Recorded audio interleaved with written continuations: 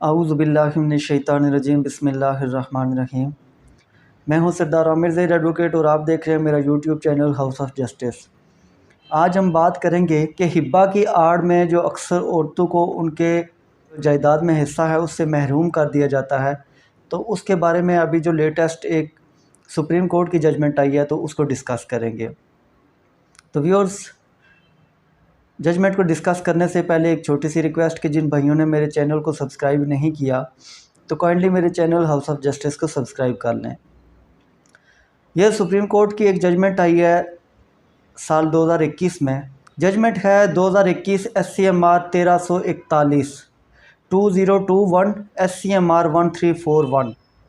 Judgements में जो fact बयान किए गए हैं उसके मुताबिक एक औरत ने दावा किया कि वो 2 भाई और 3 बहनें हैं। वालिद साहब का मकान है लेकिन एक भाई ने उस मकान पर कब्ज़ा कर लिया है और वो उनको उसमें से हिस्सा नहीं दे रहा। अब केस नीचे से पहले जो ट्रायल कोर्ट थी वहाँ से डिग्री हुआ उस औरत के हक़ में, फिर एपलेट कोर्ट, हाई कोर्ट और इसी तरह करते करते सुप्रीम कोर्ट तक पहुँचा। सुप्रीम कोर्ट ने जब ये डिसाइड किया तो उसमें कुछ चीज़ें जो डिस्कस की वो कुछ इस तरह से थी कि ये जो मकान था एक बेटे ने अपने वालिद साहब की तरफ से एक गिफ्ट तहरीर करवा ली थी। अब गिफ्ट डीड नहीं थी, ये बाकायदा कोई रजिस्टर्ड डॉक्यूमेंट नहीं था, बल्कि 50-100 रुपये वाले स्टाम्प पर उसने सिंपल एक गिफ्ट तैयार करवा ली थी। इस गिफ्ट को तैयार करने के बाद उसने वो सारा मकान अपने कब्ज़े में कर लिया। वालिद साहब की जो वफ़ात हुई वो 17/12/2000 को हुई थी, जबकि ये जो गिफ्ट तैयार किया गया था ये 2/9/2000 को तहरीर हुआ था।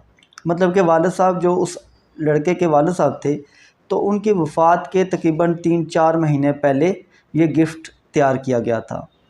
अब इस गिफ्ट में एक तो ये सिंपली 50 या 100 रुपये वाले स्टाम्प पेपर पर था। तो सुप्रीम कोर्ट ने ये कहा कि चूँकि जो इमूवेबल प्रॉपर्टी है तो उसको जब भी ट्रांसफ़र किया जाएगा उसके बारे में जो भी डीड बनती है तो उसको रजिस्टर करवाना, जो रजिस्ट्रेशन एक्ट है उसके तहत रजिस्टर करवाना ज़रूरी है। या तो इस तरह होता कि ये जो गिफ्ट एक तैयार किया गया था स्टाम्प पेपर पर तो बिल्कुल तैयार ही ना किया जाता, इसके बजाय ओरल गिफ्ट किया जाता। ओरल गिफ्ट की भी एक अपनी वैल्यू है लेकिन उसको अदालत में साबित करना पड़ता है। ओरल गिफ्ट किस तरह किया जाता कि कोई भी किसी तरह की तहरीर ना लिखी जाती, बल्कि जो गिफ्ट करने वाला है वो इस तरह करता कि गवाहों की मौजूदगी में कम से कम 2 गवाह होने ज़रूरी थे। गवाहों की मौजूदगी में वो ये ऐलान करता कि ये मकान मैंने अपने फ़लाँ बेटे को दे दिया है, गिफ्ट दे दिया है। अब गिफ्ट दिया है तो जब उसकी डेथ हो गई, एक बेटी ने उसको चैलेंज कर दिया, तो अब उस आदमी की ये फिर ज़िम्मेदारी होती कि वो उन गवाहों को कोर्ट में लेके आता जो ये आके बयान देते कि वाकई ये मकान हमारे सामने फ़लाँ आदमी ने इस बेटे को गिफ्ट किया था।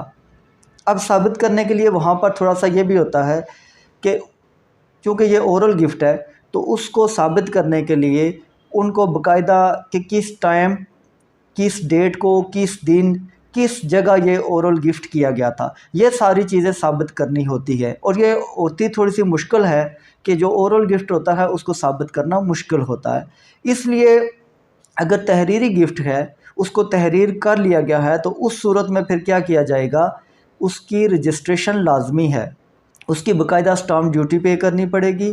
फिर सब रजिस्ट्रार के ऑफ़िस में जैसे एक रजिस्ट्री होती है, सेल डीड होती है, तो वो रजिस्टर की जाती है, तो बिल्कुल सेम उसी तरीके से इस गिफ्ट डीड को भी वहाँ पर रजिस्टर करवाया जाना ज़रूरी था। ये तो थी पहली रीज़न कि जो इस गिफ्ट के बारे में सुप्रीम कोर्ट ने इसमें जो मेन एक डिफ़ेक्ट था वो बयान किया। इसके अलावा दूसरे नंबर पर यह था कि गिफ्ट डीड के 2 पेजेस थे। ये जो स्टाम्प पेपर पर तैयार की गई थी गिफ्ट, इसे गिफ्ट डीड तो नहीं कह सकते क्योंकि जब रजिस्टर की जाए तो फिर डीड होती, ये सिर्फ़ एक गिफ्ट था। इस गिफ्ट के जो पहला पेज था उस पर जो गिफ्ट करने वाला है उसका ना तो निशान अंगूठा मौजूद था और ना उसके दस्तखत मौजूद थे उस गिफ्ट के पहले पेज पर, जबकि दूसरे पेज पर उस आदमी के 3 निशान अंगूठे मौजूद थे और 3 सात दस्तखत भी मौजूद थे। अब जो गिफ्ट के लिए ज़रूरी होता है कि वो हर पेज पर उसका साइन भी हो और उसके जो निशान अंगूठा है वो भी मौजूद हो। तो यहाँ पर वो चीज़ नहीं थी। पहले पेज पर तो निशान अंगूठा और दस्तखत नहीं थे, जबकि दूसरे पेज पर 3 निशान अंगूठा भी थे और 3 दस्तखत भी मौजूद थे। तो इसलिए ये भी एक रीज़न सुप्रीम कोर्ट ने करार दी कि इसका ये एक फ़ेक है और इसके जो बेसिकली जो लवाज़मात हैं वो पूरे नहीं किए गए। इसके अलावा ये जब गिफ्ट तैयार की गई, तहरीर की गई, तो इसमें इस तरह से लिखा गया कि मैं ये मकान गिफ्ट कर रहा हूँ। ऑलरेडी वो मतलब गिफ्ट किया नहीं गया था, पहले से गिफ्ट शुदा नहीं था, अभी गिफ्ट किया जा रहा है और उसके बारे में तहरीर लिखी जा रही है। तो ये सारी चीज़ें सुप्रीम कोर्ट ने, इसके अलावा भी ये जो जजमेंट है तो इसमें बहुत सारी और भी रीज़न दी गई हैं कि जो इस बेसिकली इस गिफ्ट में डिफ़ेक्ट थे जिनका होना ज़रूरी था तो वो वहाँ पर मौजूद नहीं थे।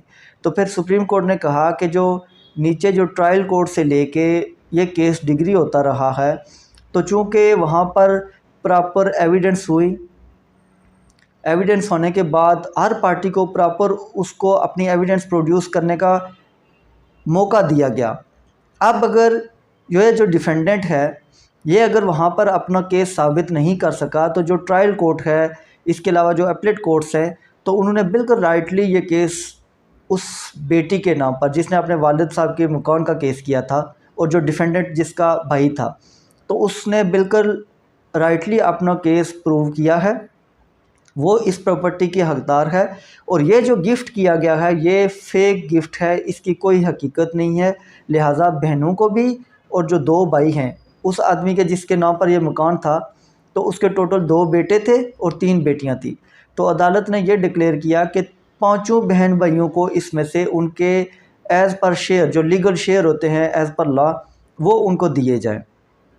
तो फिर अदालत ने यहाँ पर करार दिया कि हिब्बा की आड़ में जब औरतों को उनके हकूक़ से महरूम किया जाएगा, तो उसके बारे में फिर अगर ऐसा हिब्बा होता है तो उसको प्रॉपर्ली साबित करना पड़ेगा।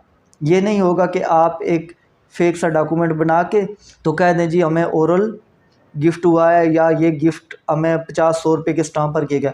अगर गिफ्ट तहरीर किया गया है तो फिर उसको आपने रजिस्टर ज़रूर करवाना है। यहाँ ये बात याद रखने वाली है कि जैसे इस तरह किया जाता है कि 50 या 100 रुपये के स्टाम्प पेपर पर गिफ्ट तहरीर कर लिया जाता है और उसको रजिस्टर नहीं करवाया जाता। तो सुप्रीम कोर्ट ने कहा कि या तो ये प्रॉपर एक ओरल गिफ्ट हो, कोई तहरीर ना हो, जस्ट जो विटनेसेस हैं उनकी मौजूदगी में जो गिफ्ट करने वाला है वो ऐलान करे कि मैं ये गिफ्ट अपने फ़लाँ बेटे को कर रहा हूँ। एक तो ये तरीका है।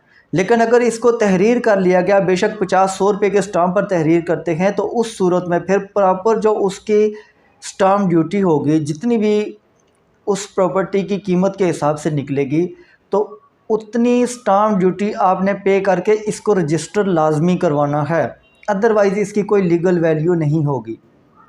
अगर ओरल होगा तो प्रॉपर ओरल ही होगा, उसकी कोई रिटन तहरीर नहीं होनी चाहिए।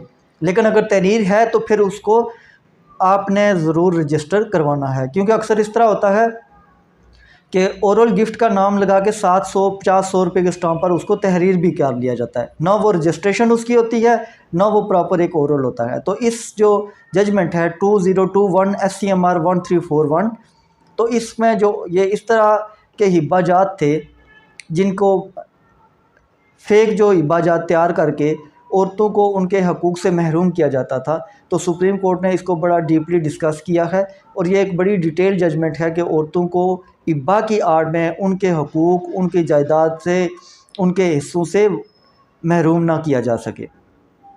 तो व्यूअर्स, ये था आज का टॉपिक कि किस तरह हिब्बा की आड़ में औरतों को उनके जायज़ हकूक़ से महरूम कर दिया जाता है। उम्मीद है वीडियो पसंद आई होगी। अगर वीडियो पसंद आई है तो कमेंट सेक्शन में अपना फीडबैक देना ना भूलिएगा। इसी के साथ इजाज़त चाहूँगा। फ़ी अमान अल्लाह।